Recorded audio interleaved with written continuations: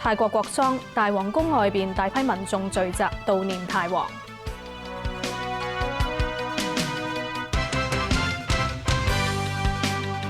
各位歡迎收睇午間新聞。扶貧委員會公布，舊年貧窮人口超過97萬人，係連續2年下降之後，再次回升大約9000人。行政長官梁振英話：希望社會支持政府覓地增建公屋，現屆政府亦都會喺任內就退休保障定出政策方向。現屆政府舉行最後一次扶貧高峰會，公布最新嘅貧窮數字。計算政府恆常現金政策介入之後，家庭收入低於貧窮線，即係住戶入息中位數一半嘅貧窮人口，舊年有971400人，連續第3年低過100萬人，但就比前年回升大約9000人，貧窮率維持喺14.3%。我哋只會形容呢個情況係平穩，基本上可以講呢係冇乜變化。當我哋嘅人口急速老化嘅時候呢，有一個多咗貧窮人士咧，呢個似乎都係一個不爭嘅事實。行政長官梁振英形容過去4年嘅扶貧工作有成效。依屆政府針對長者貧窮同埋在職貧窮問題，喺短短4年間推出長者生活津貼同埋低津2個全新嘅津貼計劃。時間之緊湊，動作之大。如果大家唔介意嘅話，我想再用破天荒3個字嚟到形容。梁振英話：政府會喺3個方面加倍努力，包括創造更加多嘅就業，同埋覓地起多啲公屋。盡快同埋大量改劃土地興建公屋，係破解部分貧窮問題嘅不二法門。關注貧窮家庭嘅住屋問題，唔應該只係空談關懷，我哋要有面對反對者嘅勇氣同埋實際行動。社會上係有人反對我哋興建更加多公屋嘅，我希望大家公開發聲，喺社會上公開發聲，支持政府增加公營房屋嘅努力。至於第3方面，就係要制定退休保障政策。我哋嘅目標係喺現屆政府任內就退休保障定下政策方向，要妥善處理強積金對沖問題，亦都要充分考慮僱主同埋僱員嘅難處。政府會以最大決心同埋務實嘅態度尋求解決方案。身兼扶貧委員會主席嘅政務司司長林鄭月娥認為，今年政府推出低收入在職家庭津貼，可以協助舒緩貧窮問題。無線電視記者李慧報導。有團體到場請願，要求落實全民退休保障。多個團體趁住扶貧高峰會舉行，去到政府總部請願。我要全民退休保障，我要全民退休保障，我要時間表。爭取全民退休保障聯席同一批長者要求政府落實唔設審查嘅全民退休保障方案，定出落實全民退保嘅具體方向同埋融資方案。亦都有基層市民不滿政府嘅扶貧工作，根本係唔足夠嗰個低津收入，同埋個工時唔夠，又入唔到門檻，因為好多人嘅係個身體有病咧，就嗰個工時唔可以長啊嘛，咁都係為咗生存，都想去做幾個鐘頭工。迫於無奈，你一定要喺返屋企捱麵包、食罐頭、洗2站米，咁你先至可以度過嗰1個月。扶貧高峰，窮人失蹤。而社民連嘅立法會議員梁國雄就喺高峰會場內叫口號，又想將請願物品掟向台上，最後俾保安帶走。無線電視記者黃德蘭報導。建制派議員聯署要求青年新政2個議員先就使用辱華字眼道歉，先至可以再次宣誓。立法會主席梁君彥話：佢冇權力咁樣做。4個未完成宣誓嘅議員，下個禮拜3會再宣誓。秘書長陳維安監誓嘅標準受到挑戰。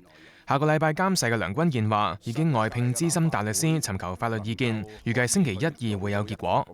對於建制派38個人聯署要求使用辱華字眼嘅2個青年新政議員先道歉，先能夠再宣誓。梁君彥話佢冇權咁做。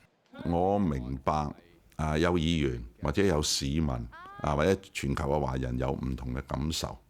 咁但係我一定係要做嘅就不偏不倚，用睇下法例，我可以做得乜嘢嘢，可以唔做得乜嘢嘢。其實一定唔可以做嘅，所以我可以勸喻佢，我哋出嚟道歉啊咁樣。但係其實我冇法例嘅權力，一定要求咁做。至於羅冠聰同劉小麗，建制派都要求佢哋再宣誓。梁君彥話：兩個人嘅宣誓已經依法完成，一定要有充分嘅法理依據先至可以推翻，亦都需要尋求法律意見。而民主派會議召集人涂謹申出席本台節目講清講楚，就話青年新政嘅做法不智。講一啲即係人哋個普通市民會覺得佢係一啲即係粗口又好，或者係會侮辱嘅字眼。嗱，可能佢另一部分支持者咧好支持佢都唔定，但係個問題就係你都想壯大你個支持者㗎嘛。咁所以我真係唔明佢諗乜嘢啦，係嘛？即係你變咗得罪好多，可能得罪咗好多佢嘅支持者喎。我覺得呢個好不智咯，即係咁樣啊，即係絕對唔應該咯。佢認為監誓人可以要求佢哋澄清意思，但係唔應該因為政治宣示而判宣誓無效。無線電視記者吳景章報道。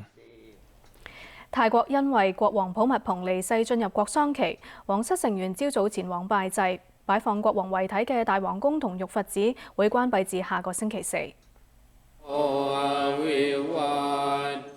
泰王普密蓬離世2日，佢嘅義女斯林通公主着上黑色素服，到擺放靈柩嘅大皇宮玉佛寺拜祭，為父親祈福。普密蓬嘅遺體星期5由醫院移送到大皇宮，會擺放到至喪禮完成，估計需時幾個月。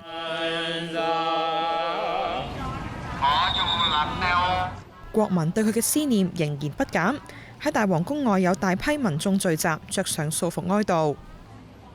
雖然普密蓬已經指定由王儲哇集拉隆功繼位，但總理巴育話，王儲希望同民眾一齊悼念父親，直到適當時機先至繼位。根據泰國憲法，內閣將會通報議會，由議會啟動皇位繼承程序。但國民議會星期4晚召開特別會議嘅時候，未有要求王儲繼位。由於皇位暫時懸空，現年96歲嘅樞密院院長廷素拉暖獲任命為攝政王。廷素拉暖喺80年代曾經擔任泰國總理8年，之後獲任命為樞密院院長。有分析認為，由於王儲哇集拉隆功喺民眾心目中形象一般，政府同議會高層為免激起社會不滿，暫緩繼位日期。雖然泰國全國進入國喪期，不過大部分旅遊景點會如常開放，部分國家機構就會加強保安。但有嚟自香港嘅外籍遊客就話，民眾生活受影響。It was quite difficult to get a taxi at the airport today. I think a lot of taxi drivers were kind of not around. They'd taken the afternoon off.